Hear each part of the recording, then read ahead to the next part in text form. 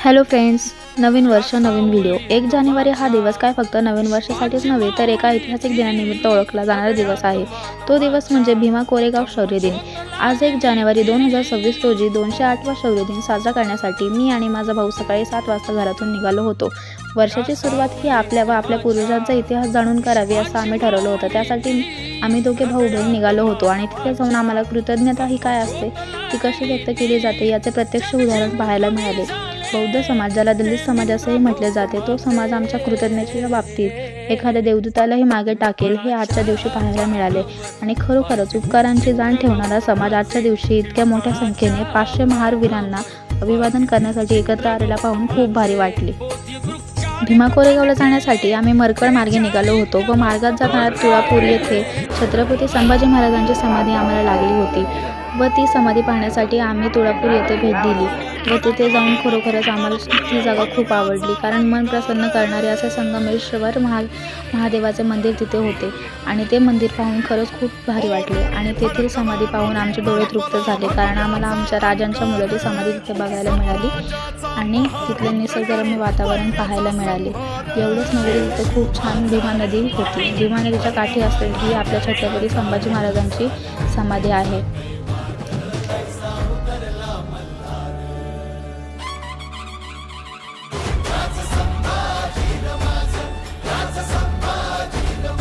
आणि हे आहे तेथील संगमेश्वर महादेवाचे मंदिर।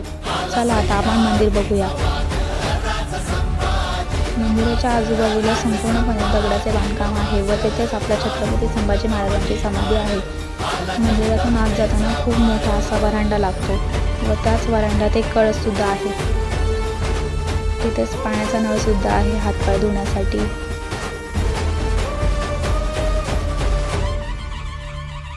मंदिरातले वातावरण हे खूप प्रसन्न होते व हे मंदिर खूप प्राचीन आहे।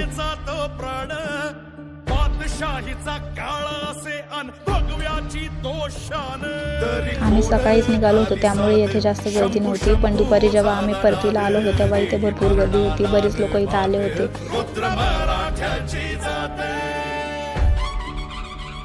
महादेवाचे मंदिर असल्याने दारातच नदी आहे। आता आम्ही मंदिरात प्रवेश केलेला आहे। मंदिराचे संपूर्ण बांधकाम हे फक्त आणि फक्त दगडाने झालेले आहे।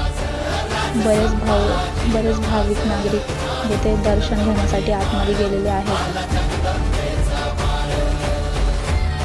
मंदिरात खूप सुंदर विठ्ठल रुक्मिणीची मूर्ती देखील आहे व त्याच शेजारी एक गणपतीची मूर्ती सुद्धा आहे।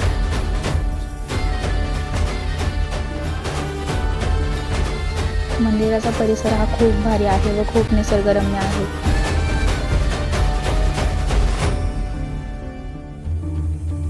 शूर हा नीतिमंत,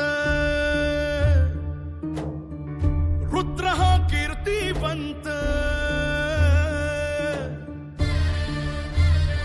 मंदिराच्या मागे जाण्यासाठी मागच्या बाजूने पायऱ्या आहेत जिथून आपण नदीपात्रात जाऊ शकतो व हे ते गेट आहे जिथून आपण डायरेक्टली त्या पायऱ्यांवर जाऊ शकतो, पण आम्ही पहिल्या गेटमधूनच बाहेर आलो आणि नंतर मग त्या पायऱ्यांच्या दिशेने वळालो। आणि त्या पायऱ्यांच्या दिशेने जेव्हा आम्ही जात होतो तेव्हा आम्ही तिथे पाहिलं की खूप साऱ्या आजी होत्या तिथे, ज्या की फ्रूट्स वगैरे विकत होत्या, गोळ्या वगैरे विकत होत्या खाण्याच्या। यानंतर आम्ही ठरवले की आम्ही त्याच पायऱ्यांनी खाली जाऊन नदी सुद्धा बघणार आहोत।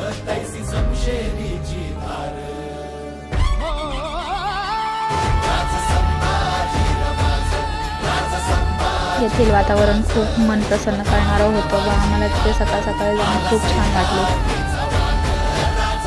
बरेच लोक आमच्या आधीपासूनच तिथे आलेले होते व त्यांनी सुद्धा समाधीचे दर्शन घेतले होते व छत्रपती संभाजीराजांना अभिवादन केले होते।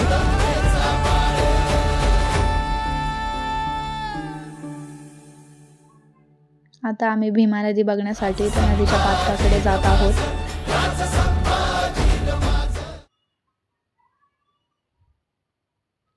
तिथले वातावरण खूप थंड होते, कारण आता थंडीचे दिवस चालू आहेत त्यामुळे आम्हाला खूप थंडी पण वाजत होती, म्हणून आम्ही काही जास्त पुढे गेलो नाही।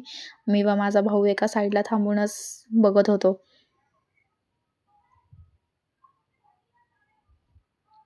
खूप सारी लोकं तिथे पुढं पण गेली होती. पण आम्हाला खूप थंडी पण वाजत होती आणि भीती पण वाटत होती म्हणून आम्ही काय पुढे गेलो नाही जास्त. आणि हां, एक गोष्टीची मला खरंच खूप खंत वाटते. म्हणजे आपल्या देशात नदीला देवी मानलं जातं, पण तरीसुद्धा नदी स्वच्छ नाही ठेवली जात. जे कारंजले गांजले त्यांचे म्हणे जो आपुले, तोची साधू ओळखावा देव तेथीची जाणावा. या संत तुकारामांच्या विचारांची शिदोरीवर आपल्या परमपूज्य डॉक्टर बाबासाहेब आंबेडकरांनी 9 कोटी कारंजलेल्या गांजलेल्या समाजाला आपल्यासारखेच माणूस समजून माणसासारखी वागणूक दिली व त्यांचे हक्क त्यांना समजावले. त्यांच्या सत्कार्याची जाणीव ठेवून आज लाखो अनुयायी भीमा कोरेगाव येथे विजयस्तंभाला अभिवादन करण्यासाठी आले होते. तसा इतिहास तर खूप मोठा आहे भीमा कोरेगाव येथील विजयस्तंभाचा, पण तो इतिहास मी थोडक्यात सांगू इच्छिते.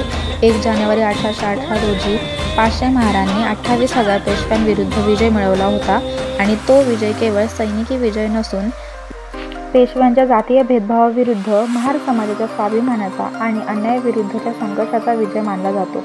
म्हणूनच आजही 1 जानेवारी रोजी येथे मोठी गर्दी होते आणि या दिवसाला शौर्य दिन म्हणून साजरा केला जातो.